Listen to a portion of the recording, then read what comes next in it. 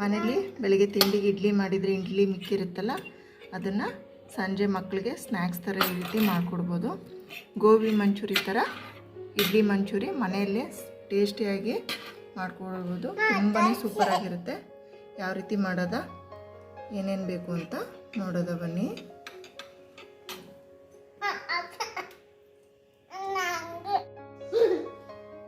ಮನೆಯಲ್ಲಿ ಬೆಳಗ್ಗೆ ತಿಂಡಿಗೆ ಇಡ್ಲಿ ಮಾಡಿರ್ತೀರಲ್ಲ, ಅದೇನಾದರೂ ಉಳ್ಕೊಂಡಿದ್ದು ಖಾಲಿ ಆಗದಿದ್ದರೆ ಅದರಲ್ಲಿ ಯಾವ ರೀತಿ ಇಡ್ಲಿ ಮಂಚೂರಿ ಮಾಡೋದ ಒಂದು ಹೊಸ ರೆಸಿಪಿ ತುಂಬ ಚೆನ್ನಾಗಿರುತ್ತೆ.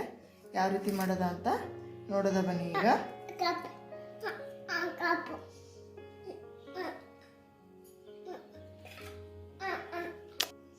ಈಗ ಇಡ್ಲಿನ ಈ ರೀತಿ ಸಣ್ಣ ಸಣ್ಣದಾಗಿ ಕೈಲಿ ಮ್ಯಾಶ್ ಮಾಡ್ಕೊಂಡಿದ್ದೀನಿ.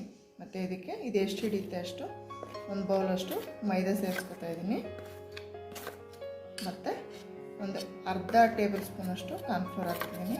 ಕಾರ್ನ್ಫ್ಲೋರ್ ಇಲ್ಲ ಅಂದರೆ ಅಕ್ಕಿ ಹಿಟ್ಟನ್ನು ಕೂಡ ಒಂದು ಸ್ಪೂನಷ್ಟು ಯೂಸ್ ಮಾಡ್ಬೋದು. ಈಗ ಇದನ್ನು ನೀಟಾಗಿ ಮಿಕ್ಸ್ ಮಾಡ್ಕೊಳ್ಳೋದ. ನಾನಿಲ್ಲಿ ಕಲರು ಗಿಲ್ಲರ್ ಏನೂ ಯೂಸ್ ಮಾಡ್ತಾಯಿಲ್ಲ. ನಿಮಗೆ ಗೋಬಿ ಥರ ಕಲರ್ ಬೇಕು ಅಂದರೆ ಕಲರು ಕೂಡ ಯೂಸ್ ಮಾಡ್ಕೋಬೋದು ನೀವು. ಇದಕ್ಕೆ ನೀರು ಎಷ್ಟು ಹಿಡಿಯುತ್ತೆ ಅಷ್ಟು ನೋಡ್ಬಿಟ್ಟು ಹಾಕ್ಬಿಟ್ಟು ಕಲಿಸ್ಕೋಬೇಕು.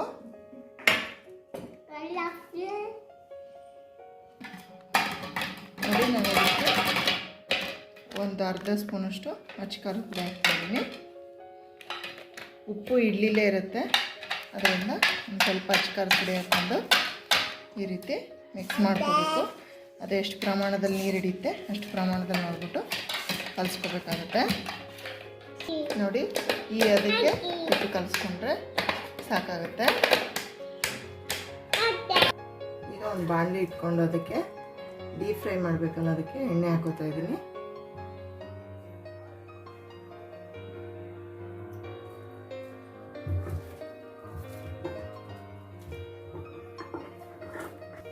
ಈಗ ನೋಡಿ, ಎಣ್ಣೆ ಕಾದಿದೆ. ಇಷ್ಟು ಚಿಕ್ಕದಾಗಿ ಹಿಂಗೆ ಹಾಕ್ಕೊಂಡು ಡೀಪ್ ಫ್ರೈ ಮಾಡ್ಕೋಬೇಕು.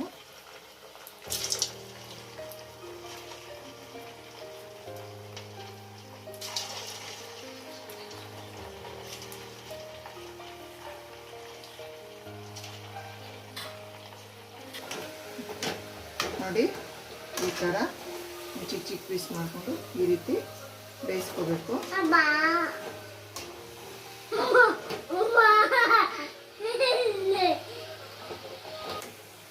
ನೋಡಿ, ಇಷ್ಟು ಫ್ರೈ ಮಾಡಿಕೊಂಡು ಇದಕ್ಕೆ ತೆಕ್ಕೊಳ್ಳೋದ.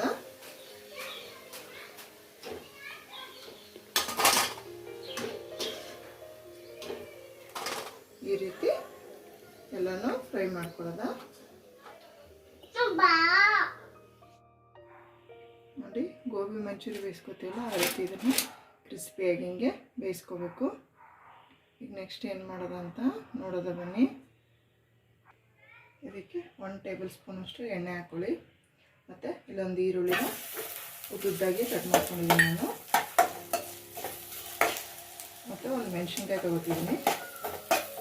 ನಿಮಗೆ ಖಾರ ಜಾಸ್ತಿ ಬೇಕು ಅಂದರೆ ಇನ್ನೊಂದೆರಡು ಹಾಕ್ಕೊಳ್ಳಿ. ಇದನ್ನು ಸ್ವಲ್ಪ ಇದರಲ್ಲಿ ಫ್ರೈ ಮಾಡ್ಕೊಳ್ಳೋದ.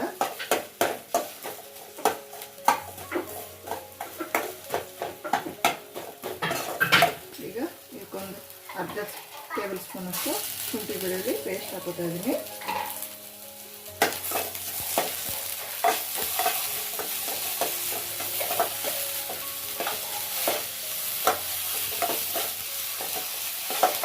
ಮತ್ತು ಇದಕ್ಕೆ ಒಂದು ಸ್ವಲ್ಪ ಸೋಯಾ ಸಾಸ್ ಹಾಕ್ತಾ ಇದ್ದೀನಿ.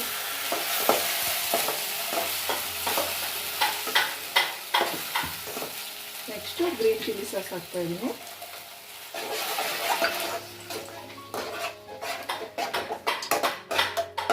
ಮತ್ತು ಸ್ವಲ್ಪ ಟೊಮೊಟೊ ಸಾಸ್ ಹಾಕ್ತಾ ಇದ್ದೀನಿ.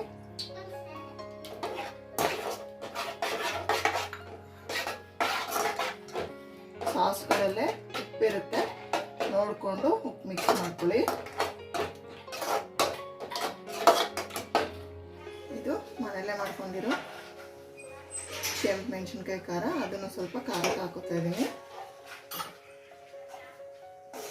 ಈಗ ಸ್ವಲ್ಪ ಸಾಸು ಬಿಸಿ ಮಾಡೋದ.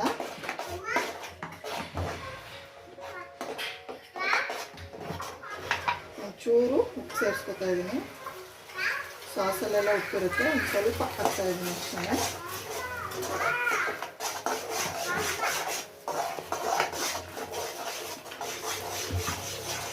ಮತ್ತು ಸ್ವಲ್ಪ ಕಾಳು ಮೆಣಸು ಪೌಡ್ರ್ ಹಾಕ್ತಾ ಇದ್ದೀನಿ.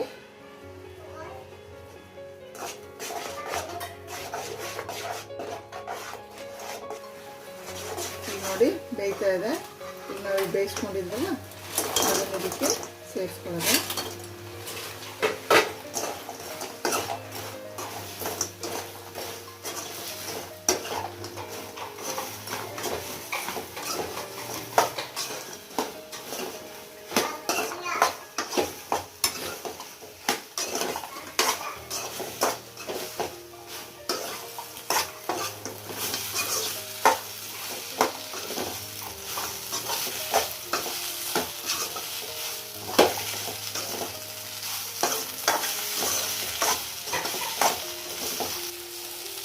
ಈಗ ಇಡ್ಲಿ ಮಂಚೂರಿ ಈಗ ರೆಡಿ ಇದೆ.